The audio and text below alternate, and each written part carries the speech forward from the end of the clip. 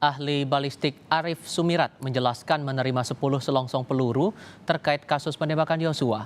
Hasil uji balistik teridentifikasi 8 selongsong peluru berasal dari jenis Glock dan 2 selongsong peluru dari jenis HS.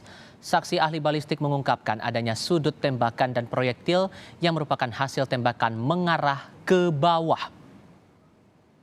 Kita bisa bandingkan adalah anak peluru yang tertinggal di punggung hasil otopsi yang mulia. Ya. Itu kita bandingkan dan itu identik dengan Glock yang mulia. Glock. Siap yang mulia. Sementara yang proyektil yang ditemukan oleh Polres Jakarta Selatan, apakah itu berkaitan yang keluar dari proyektil yang ditemukan dari tubuh korban? Betul yang mulia. Jadi yang dari Polres Jakarta Selatan itu senjata plus proyektil yang mulia, semuanya kirim ke kita yang mulia.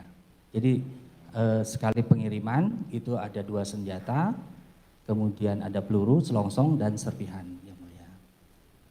Oke, berarti disimpulkan pada di lokasi TKP ya di TKP dan di tubuh korban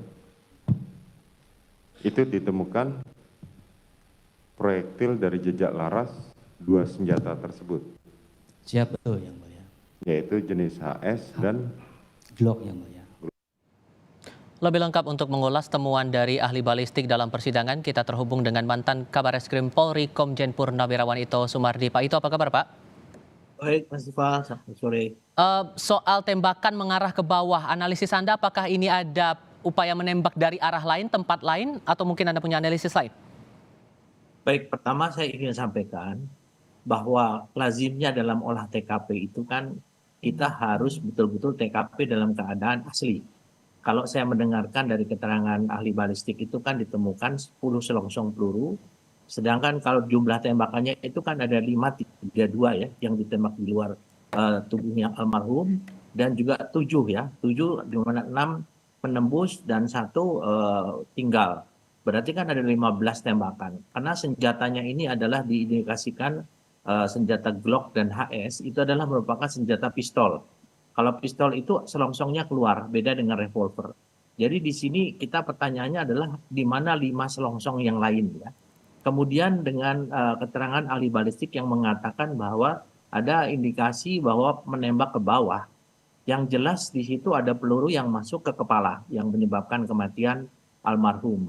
Nah, ini kan saya mendengar juga bahwa ada material ya daripada proyektil itu yang berbeda, di mana berbeda dengan senjata Glock. Berarti ada 2 senjata yang ditembakkan kepada tubuh almarhum ya. Kalau indikasi penembak lain memungkinkan tidak? Ya, sangat memungkinkan. Kan di sana kan Eliezer yang memegang 1 senjata. Berarti kalau ada 2 senjata yang ditembakkan, berarti ada orang yang memegang senjata yang lainnya ya.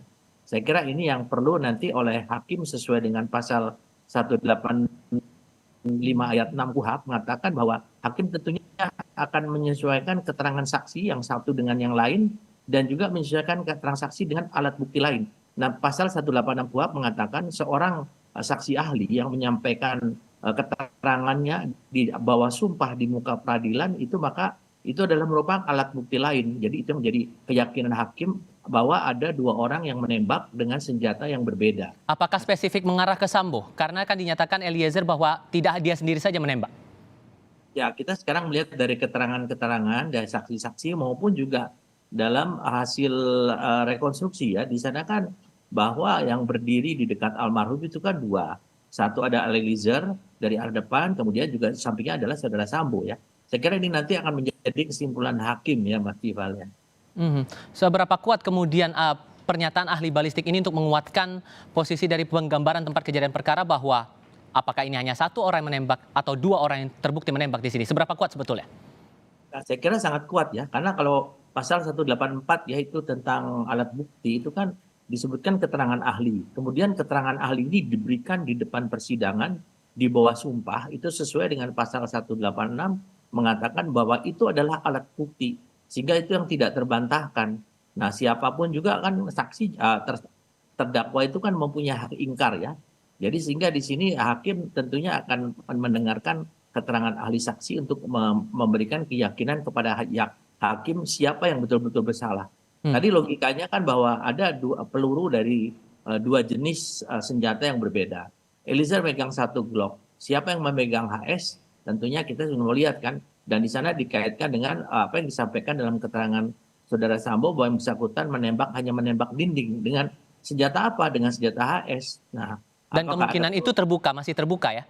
Sangat terbuka ya Mas Tifal ya. Saya kira sangat terbuka dan saya kira kalau lihat daripada keterangan ahli balistik dengan keterangan saksi ini paling tidak kita secara logika sudah bisa menyimpulkan ya kira-kira apa yang sebetulnya terjadi dan siapa yang menembak almarhum tersebut dengan senjata apa itu sudah jelas ya dengan keterangan ahli balistik itu. Ditambah kemudian dengan pernyataan ahli poligraf yang menyebutkan saat ditanyakan apakah FS itu ikutlah melakukan penembakan, di hasilnya berbohong, itu apakah bisa menguatkan bahwa Verdi Sambo sebetulnya ikut menembak?